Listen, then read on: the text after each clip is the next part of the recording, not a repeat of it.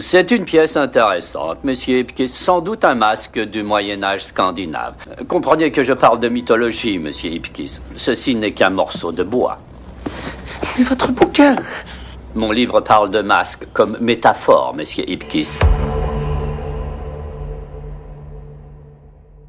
Salut à tous, c'est Mike, bienvenue sur Entre Rôlistes. Il fait une chaleur à crever, mais on va quand même parler du dernier ouvrage du Libri-Deorum, j'ai nommé Nyarlathotep. C'est le troisième ouvrage du Libri-Deorum, qui avait quand même été commencé par un ouvrage un peu hors classe qui était Celui qui hante les ténèbres, donc la nouvelle pour écrire vos scénarios, et derrière arrivera la campagne qui s'appelle Le dernier phare avant la fin du monde, je crois. En tout cas, on va parler aujourd'hui de Nyarlathotep, ce troisième ouvrage. Qu'est-ce qu'il vaut? Qu'est-ce qu'il y a à l'intérieur? Est-ce qu'on n'en a pas déjà un peu entendu trop parler de Nyarlathotep? Est-ce qu'on n'en a pas un peu ras-le-bol? Eh bien, c'est ce qu'on va voir. En tout cas, merci à vous. Vous êtes de plus en plus nombreux à nous soutenir et ça nous fait extrêmement plaisir. N'hésitez pas, abonnez-vous, mettez le petit pouce bleu, partagez la vidéo, parce que l'algorithme YouTube en ce moment, il est quand même sacrément vénère. Et si vous voulez qu'on discute, on a un Discord, venez discuter avec nous. On parle de jeux de rôle, mais pas que, on parle de plein de trucs. Et on a également pour nous soutenir un Tipeee. Et puis si vous avez des jeux à acheter, on a un partenaire qui s'appelle Ludum, qui vend du jeu de société, du jeu de rôle et quelques autres bricoles, je crois. Et en tout cas, si jamais vous achetez chez eux pour nous soutenir, vous pouvez mettre le code qui est en description et on obtient 5% des revenus de ce que vous achetez. Tout simplement. Donc merci à Ludum. Ça nous fait extrêmement plaisir et ça nous aide beaucoup. Allez, on se plonge dans l'œil de Nyarlathotep. Alors, Nyarlathotep, comment ça se présente? Eh bien, c'est un bouquin qui ressemble énormément aux deux autres, évidemment. Donc, c'est un bouquin qui fait qui fait 122 pages, avec la même maquette, évidemment. On retrouve sur le devant l'avatar de l'homme en noir de Nyarlathotep. On a un petit signet qui, cette fois-ci, est vert en hommage à la divinité en question. Le dos du livre est totalement standard, qui rentre bien dans la gamme, tout est en place, tout est nickel. Il n'y a pas de souci. Allez, on se plonge dedans. Et on va voir un peu ce qu'il en ressort.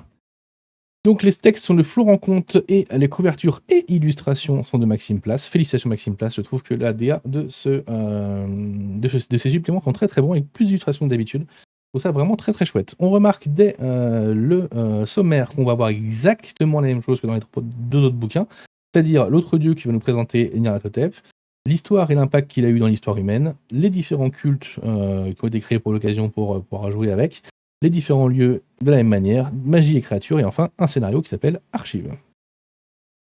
Donc, l'autre dieu, on nous présente un petit peu Nyarlathotep, et alors Nyarlathotep, on le connaît un peu quand même, et c'est ça, c'est un petit peu dommage, et c'est ce qui me faisait peur avec ce bouquin, c'est que Nyarlathotep, on le connaît. On le connaît, on l'a déjà croisé, pour ceux qui jouent à Cthulhu, on l'a croisé des dizaines et des dizaines et des dizaines de fois. Enfin, on l'a pas croisé lui, on a croisé évidemment ses avatars et ses rejetons, mais du coup, on le connaît un peu, le chaos rampant, le pharaon noir, celui qui hante les ténèbres, etc., etc. Donc on nous réexplique un petit peu tout ça. Il y a de la matière qui a rajouté, évidemment, on n'est pas sur un truc qui suit le lore, on n'est pas dans le Call of Cthulhu, mais voilà, on connaît un peu tout ça, et après on nous parle des différents avatars. Donc l'homme en noir, qui est cet homme au ton noir charbon, avec les dents noires, les yeux noirs, qui peut se montrer pour faire signer des pactes à tout le monde. Évidemment, le pharaon noir, et notamment Nefrenka. Donc je reste pas dessus très longtemps parce que au final, même s'il nous détaille pas mal de choses, vous le voyez, il y a quand même du contenu. C'est des choses que si on a déjà joué beaucoup à Cthulhu, à Call of Cthulhu classique, il y a beaucoup de choses qu'on connaît. Alors ça faisait pas encore partie de la gamme de Cthulhuac, mais il y a beaucoup de choses qu'on connaît ou qu'on a déjà vues, et les choses qui ont été rajoutées ne sont pas forcément sortent pas forcément du lot, quoi. On le connaît, Nyarlathotep. On le connaît trop, je pense. Donc voilà. Après, ce qui va être intéressant, c'est de voir l'approche qu'ils vont en avoir. Mais en tout cas, sur la partie descriptive, etc., les différents avatars et tout ça, on est dans du classique. Les différentes expéditions, notamment Bowen et la vallée d'Adot, on va y revenir très très régulièrement, vous allez voir dans cet ouvrage. Et ça, c'est plutôt cool.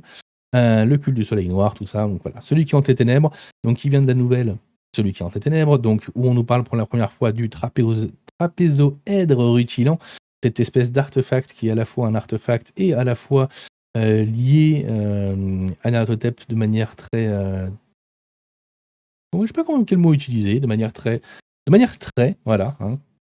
On y reviendra après, de toute façon, il fait partie des artefacts qu'on verra après. Et donc le château d'Onyx qui est dans la contrée des rêves et qui transpire dans notre monde à nous. Et enfin, le dieu sans visage qui nous explique que, en vrai, ces avatars-là sont qu'un exemple parmi des centaines et des centaines d'autres qui transpire dans toute l'humanité depuis la nuit des temps, sans forcément qu'on arrive à le comprendre. Un petit passage sur comment construire un avatar de Nyarlathotep si on le souhaite, et ensuite on arrive sur un passage un peu plus de l'ordinaire sur Nyarlathotep dans l'histoire humaine. Alors même si je dis qu'il sort de l'ordinaire, mais on commence quand même avec les Migos qui trouvent le trapézèdre rutilant, qui énervent les choses très anciennes, donc qui finissent par se révolter, machin.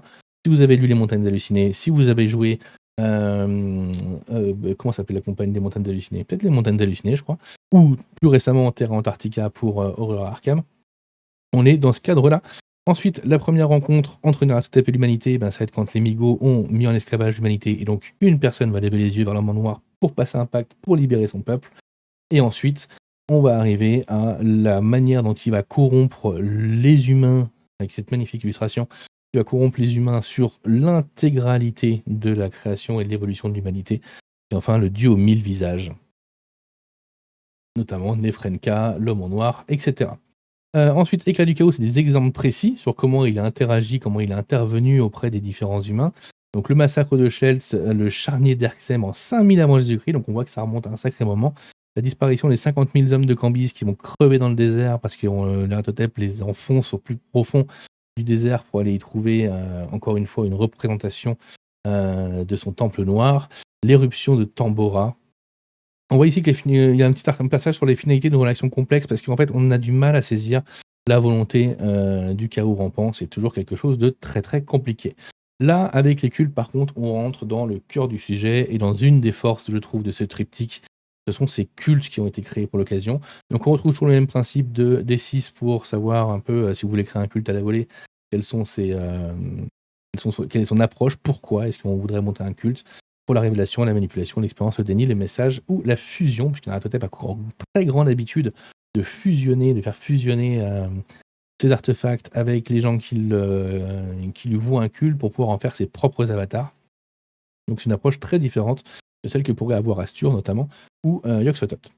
Coagulation Null, qui est le premier culte qu'il y a dans cet ouvrage, et que je trouve absolument incroyable. On est à Berlin, aux alentours des années 70-80, et on a donc Coagulation Null, qui est un collectif radical, sous l'impulsion d'un homme qui s'appelle Anton Wigen, heureusement qu'à son nom quel âge est-ce que vous avez mangé, et qui tout d'abord sort un manifeste oral, un manifeste anarchiste, et puis qui va monter un groupe d'artistes un peu bobo, mais avec une vraie approche prolétaire et anarchiste du truc. Donc on est très très ancré dans le Berlin des années 70, même 80 plutôt.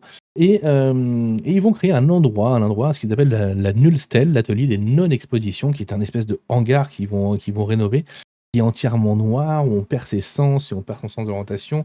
Et puis on y a l'impression d'y ressentir des choses, avec un magnifique article qui nous parle d'un journaliste qui est rentré pour voir un peu cet aspect-là, le point zéro comme il l'appelle. Et donc il y a une espèce de rite qui est à l'intérieur, mais ceux qui y rentrent ne s'en rendent pas forcément compte. Et au cœur de ce hangar, en fait, il y a celui qui sommeille au point zéro, évidemment, c'est-à-dire Nyarlathotep. Mais c'est très très très cool, je trouve, d'avoir un culte au jour devant le grand public, quoi. Il n'y a pas de souci là-dessus, et d'en faire une résidence d'artiste un peu arty, et je trouve ça vraiment très chouette. Et évidemment, au final, on va se rendre compte, on s'en rend pas compte parce qu'il n'y a pas de scénar qui est lié, donc c'est à vous de l'écrire, mais que ce hangar est en fait une espèce d'écho du temple noir de la vallée d'Alot, et du coup que les gens s'y perdent comme ça, avec encore une fois différents personnages, et comment on peut mettre en scène la secte, notamment parce que c'est les prophètes marginaux au niveau d'un campus, si c'est du rumeur artistique, et le Berlin-Ouest, etc. Deuxième secte de cet ouvrage, pas des moindres, les logophages, peut-être les plus dérangeants au final. Qu'est-ce que c'est que les logophages ? Ça vient de logos, c'est donc du savoir, donc ils ont envie de manger du savoir, et vous savez quoi ? Eh bien ils le font au premier degré. C'est un culte qui s'est rendu compte, en faisant un pacte avec Nyarlathotep, qu'il pouvait, en mangeant par exemple les bouquins, en ressortir le contenu. C'est-à-dire que quand ils vont manger ce roman-là, il va en retenir tout ce qui est à l'intérieur, mais pas que. Il va aussi connaître des choses sur l'auteur, la façon dont il l'a écrit, quelle a été sa vie, pourquoi est-ce qu'il l'a écrit, voilà. Donc il va avoir beaucoup d'informations. Et donc ils vont ingurgiter ces informations à longueur de temps. Donc évidemment, ça a commencé il y a longtemps, hein, au 16-17e, je crois, où ils mangeaient des bouquins. Et puis, dans l'art moderne, qu'est-ce qu'ils font? Ils bouffent de la pellicule, ils bouffent des disques durs entiers, ils font des espèces d'orgies, de festins horribles où ils sont à table en train de se gaver de choses horribles à en vomir. Et ils bouffent des artefacts, et ils bouffent de tout, et ils n'arrivent pas à retenir, même s'ils ont accès à toutes les informations sur le moment, ils n'arrivent pas à les retenir. C'est une information qui est beaucoup trop volumineuse, ce qui leur donne envie d'en bouffer de plus en plus, de plus en plus, de plus en plus. Donc voilà, ça peut mener à des scènes extrêmement, vraiment dérangeantes. Donc je trouve que l'idée, le concept est vraiment, vraiment très, très cool. Ensuite, on a la fraternité du brouillard, avec une magnifique mise en page, avec cette illustration assez jolie, ceux de la Tamise, logiquement, vu que ça se passe à Londres. Donc ça se passe, la fraternité du brouillard, c'est à la fin du 19e et jusqu'aux années 50 à peu près, quand Londres était recouvert de cette purée de pois qu'on appelle le pea souper. C'est-à-dire cette espèce de brouillard, fog dégueulasse jaune-vert qui est plein de dioxyde de carbone, du charbon dans de la houille, enfin voilà, des trucs horribles, quoi. Faire filer des maladies à tout le monde et des cancers à tout le monde sans qu'on s'en rende compte à l'époque. Et bien, qu'est-ce qui va se passer dans ce lieu? C'est que les plus pauvres et les SDF notamment, enfin certains d'entre eux, vont se réunir à l'arrière dans une arrière-salle d'un pub qui s'appelle le Greening House, qu'on voit juste ici, là. Et en fait, ils vont partir du principe qu'il y a dans ce brouillard un homme en noir, celui qui vit dans le brouillard. Je ne sais plus comment il l'appelle précisément, qui les aide et qui les soutient. Et donc, ils vont vous monter un culte par rapport à lui. Ils vont lui faire des offrandes qu'ils vont laisser dans le brouillard, etc. Notamment cette gamine qui passe ses journées dans le brouillard sans qu'il lui arrive rien. Et donc, dans ce brouillard, il y a énormément de meurtres et d'autres choses comme ça. Et donc, ça, c'est l'effigie protectrice, le talisman personnel. Donc, évidemment, on se rend compte qu'il s'agit de Nyarlathotep. Donc, très très chouette. Ça peut faire un scénario avec une très très bonne ambiance si on a envie de l'écrire. Ensuite, au niveau des lieux, qu'est-ce qu'on a? On a la vallée d'Adot, écrin du Temple Noir. Donc, la vallée d'Adot, qui est ce lieu qui va transpirer dans le monde, comme c'est le cas, comme on l'a dit, pour l'entrepôt de Coagulation Null. Eh bien, il va y avoir, il peut être invoqué en fait par les cultes de Nyarlathotep, et donc il peut créer des endroits qui ne répondent à aucune logique puisqu'ils sont liés à ce temple noir, et donc on peut s'enfoncer au plus profond de ce temple noir. Des fois, juste en ouvrant une porte. Une magnifique illustration de Maxime Place qui est très très jolie. Et donc après, on nous explique comment fonctionnent les prêtres. L'œil mort de Nefrenka, c'était ce globe oculaire qui apparaît dans les hauteurs comme s'il était suspendu quand on est dans le temple.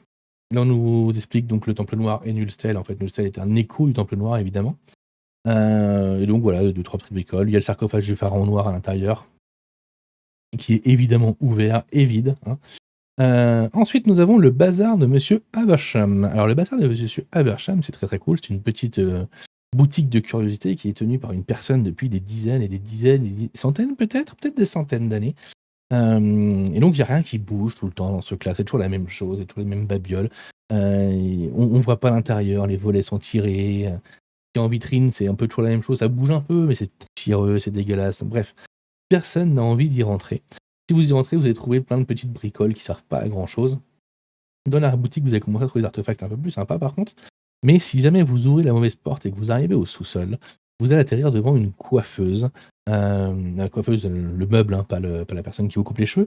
Et avec des morceaux de peau, des morceaux de poils, de poils de cheveux, de barbe, etc. Et si jamais vous avez le malheur de monter au grenier, vous allez voir donc des caisses qui sont remplies d'artefacts étranges. Et surtout, si vous regardez par la fenêtre, vous allez vous rendre compte que vous n'êtes plus du tout à Providence, ce lieu dans lequel cette boutique est située à la base, mais bien ailleurs. Donc nous avons comme personnage principal de cette boutique ce monsieur Habersham, qui est en fait une personne immortelle qui a loué un pacte avec Nyarlathotep, évidemment, et qui doit régulièrement récupérer des gens pour pouvoir récupérer leur peau et leurs cheveux, pour pouvoir changer de corps, tout simplement. Ensuite, nous avons le domaine de Cérus. Alors, le domaine de Cérus, qu'est-ce que c'est? C'est donc une personne qui a acheté un domaine en Provence, qui a fini par y faire fortune, qui a monté un truc de tonnellerie, de vin, ou je sais pas quoi, là. Et ensuite, il y a son petit-neveu qui a été né avec une cuillère en argent dans la bouche, du coup, qui a commencé à se passionner d'occultisme, de magie, etc. Et qui a, du coup, hérité de cet endroit-là.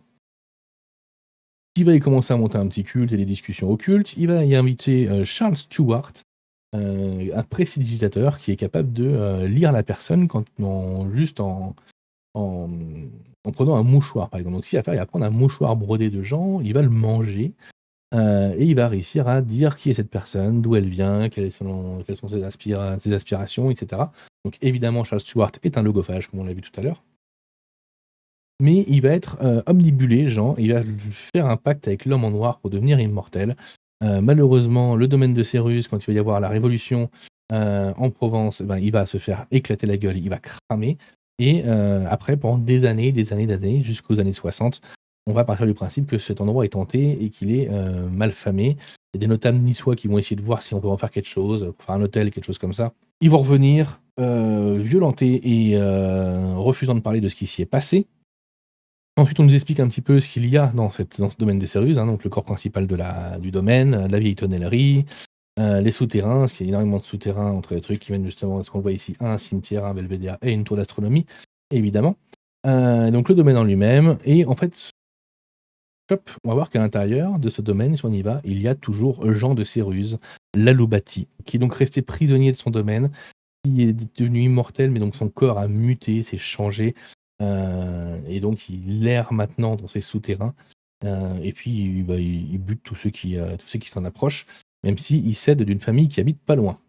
La grotte interdite du mont Silène, on part en direction de la Corinthie, dans le Péloponnèse, où une faille permet de rentrer dedans. Des archéologues ils vont y aller, ils vont découvrir qu'il y a ça date du Paléolithique et qu'il y avait des rites, puisqu'on y retrouve des ossements, des petits gris-gris, des machins. Et donc ceux qui vont y visiter trouvent plusieurs choses, notamment, et on trouve notamment cette salle avec un olivier et des trous dans le mur. Et en fait, régulièrement, il y a un sabbat qui vient ici avec des sorcières qui viennent, on appelle les moires noires, qui viennent régulièrement pour faire des rituels et autres. Et on a également une dalle en onyx qui est perdue au fond de cet endroit, où on pense que le trapézoèdre rutilant, qui se trouvait dans ces lieux avant, est parti pour aller dans les mondes engloutis de l'Atlantide. Puisque ne l'oublions pas, comme c'est le cas dans le supplément Les Mondes Engloutis, le trapézoèdre rutilant est la cause de la chute de l'Atlantide. On arrive justement sur Magie et Créatures, donc les artefacts maléfiques. Donc on parle évidemment du trapézoèdre rutilant, son histoire, où est-ce qu'il est allé, comment est-ce qu'il a fait pour arriver là où il est à l'heure actuelle. Une nature qui pose en question, parce que ce n'est pas que un artefact, comme c'est noté là, c'est aussi l'omphalos, le desmos et le diaphanes, c'est-à-dire l'axe, l'attache et la membrane de Nyarlathotep. C'est-à-dire que c'est à la fois le vecteur et le rempart de Nyarlathotep, le lieu où il se projette et l'abri où il se préserve. Donc c'est l'oméga et l'alpha, c'est tout. Ensuite, nous avons le verre astronomique de Cérus, qui sont des bouts de verre de la tour d'astrologie, qui permettent de voir l'invisible, le livre noir d'Adatot, qui est également dans le domaine de Cérus, et enfin les Chantak, montures des sorciers, qui sont des natures de la contrée des rêves, messager qui rampant et l'anatomie aberrante. Enfin, nous arrivons sur le scénario, qui s'appelle Caves. Le scénario qui est vraiment très chouette. On est sur un scénario qui me fait un peu penser au premier scénario qu'on joue quand on joue à Call of Cthulhu, c'est-à-dire la maison Corbit, cette histoire de maison hantée, où à la fin on va dans la cave et on trouve Corbit le méchant. Désolé, je vous ai spoilé le premier scénario de Call of Cthulhu, mais bon, il remonte à quelques années quand même. Eh bien, on est un peu là-dessus, mais dans une ambiance très contemporaine. Donc, c'est-à-dire qu'on va jouer des personnes qui sont engagées par une banque. Alors, c'est bien de jouer avec un petit groupe, je pense, 2 ou 3 joueurs maximum, et voire 2 avec mari et femme, ça peut être très chouette, je pense. Donc, on a nos joueurs qui vont être envoyés par une banque dans un domaine qui s'appelle le domaine de Vogel, la maison de Vogel, la villa Vogel, voilà. Parce qu'en fait, ils en ont hérité, la banque, et ils aimeraient bien savoir ce que ça vaut, combien de thunes ça vaut, pour voir un peu l'argent qu'ils peuvent s'y faire. On voit que l'agence en question bancaire ne vit pas très bien. C'est pas une banque qui est en très grande forme. Quoi qu'il en soit, ils ont déjà envoyé quelqu'un qui est parvenu, donc c'est un peu dommage. Donc ils vous envoient vous pour aller voir un peu ce qui s'y passe. Alors ce qui est très très chouette dans ce scénario, c'est qu'il n'y a pas de PNJ. Donc c'est pas la peine, si jamais vous aimez pas faire les PNJ, etc. Très très bon scénario, il n'y a pas de PNJ en fait. Donc les joueurs vont y aller. Alors évidemment, il y a tout un historique qui explique de pourquoi la maison est comme ça, qu'est-ce qu'elle est devenue et tout. Je vais vous faire l'impasse, je vais pas vous spoiler intégralement le scénario, c'est pas le but, je vous explique un peu comment il fonctionne. Donc vos joueurs vont y aller avec une fiche d'inventaire, qu'est-ce qu'on peut garder dans telle pièce, qu'est-ce qu'on doit faire, combien ça vaut, machin, etc. Ils vont là-bas, ils rentrent dans cette baraque très brutaliste, isolée de tout dans les montagnes du Montana, qui a flanc de montagnes, bâtiment absolument dingue. Hop, on a le plan du bâtiment qui est là, donc on voit que l'intérieur, l'architecture est quand même assez étrange. On a du mal à faire le lien entre les plans de coupe et les plans de haut, etc.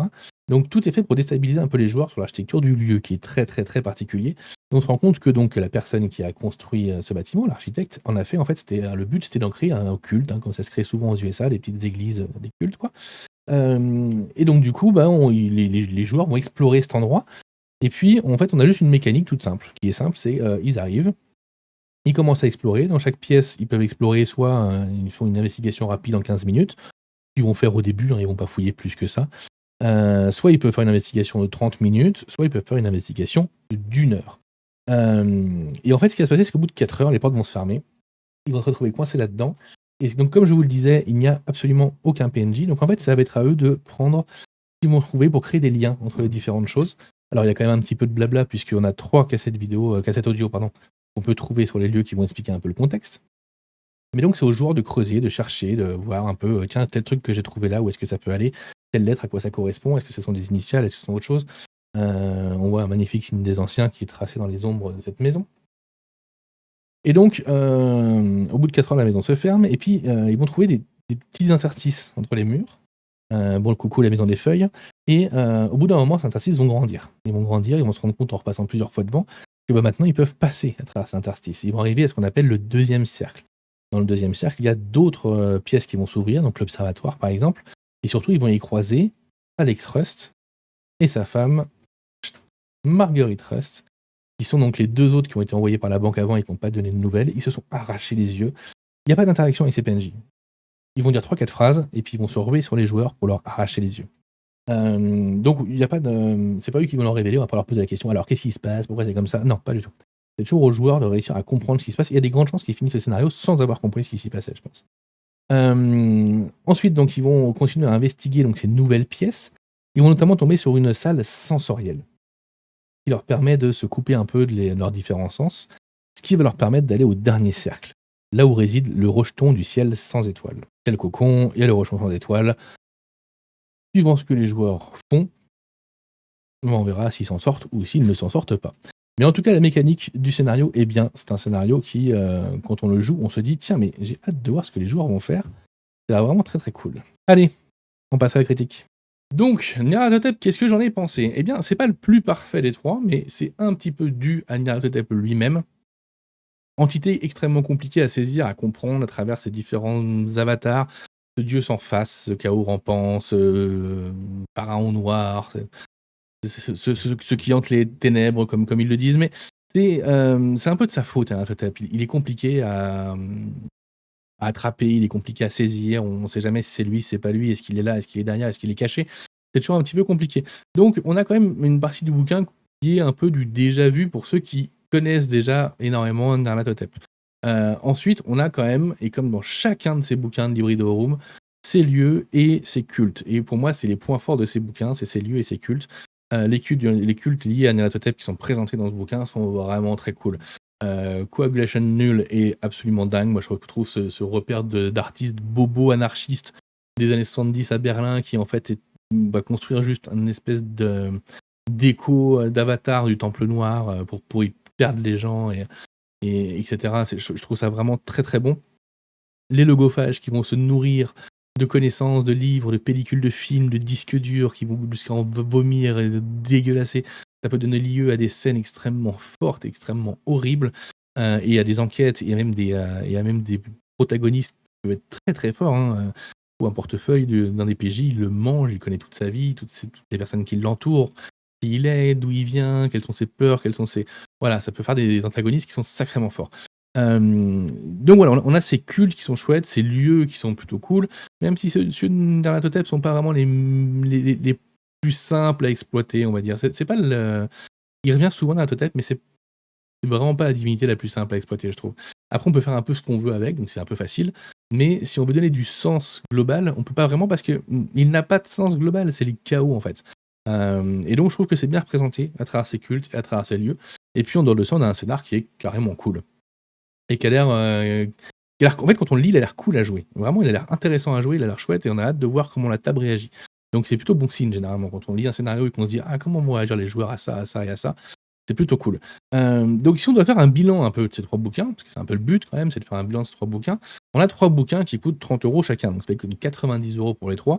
Et si on compte les deux autres, c'est-à-dire celui qui hante les ténèbres et le dernier phare avant la nuit ou la fin du monde, je sais plus comment il s'appelle, on arrive donc à 90, 100, 110, 120, 130, 140, 150 € pour 5 bouquins. Alors ces 5 bouquins, ça rentre dans la gamme des Cthulhuac, on sait très bien.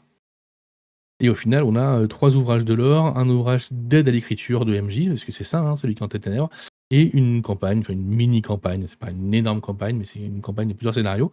Donc au final, on a un ajout à la gamme qui est quand même sacrément conséquent. Donc il n'y en aura pas en plus l'année prochaine des ajouts à la gamme, donc ça vaut un peu le coup de les prendre quand même, je trouve. Et surtout les 3 ouvrages sur les divinités, ce Libri Deorum, qui est le Libri Deorum en tant que tel, c'est uniquement ces 3 ouvrages, les autres sont un peu à part. Vraiment, si jamais vous cherchez à écrire des choses autour des grands anciens et que vous êtes un peu perdu parce qu'ils sont pas toujours faciles à saisir, ces grands anciens, on en voit beaucoup partout, il y a beaucoup de scénars qui sont écrits un peu n'importe comment autour. Ça permet de fixer les choses, d'avoir un ordre d'idée précis des forces, des faiblesses et de ce qu'est chacun de ces 3 grands anciens, Astur, Yog-Sothoth et Nyarlathotep. Après, moi, j'aime bien quand il y a moins de structure dans mes approches de divinité, parce que c'est des divinités, parce qu'on n'est pas là pour les comprendre et qu'on ne peut pas les comprendre. Et donc c'est un peu le cas avec Nyarlathotep qu'on nous décrit là, comme étant le chaos absolu. Donc voilà, ça reste des suppléments qui sont vraiment très chouettes, notamment par leur lieu et par leur culte.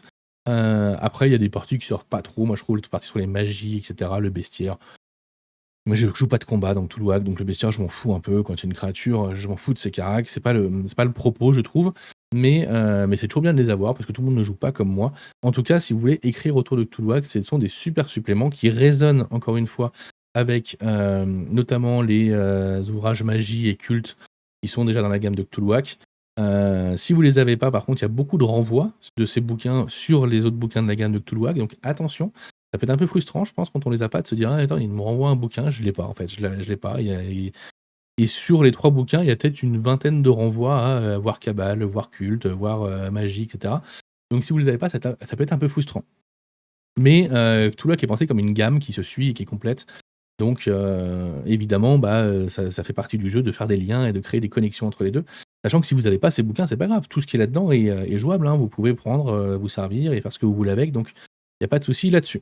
Voilà. En tout cas, moi je trouve que c'est super ajout à la gamme, donc il n'y a pas de quoi bouder son plaisir.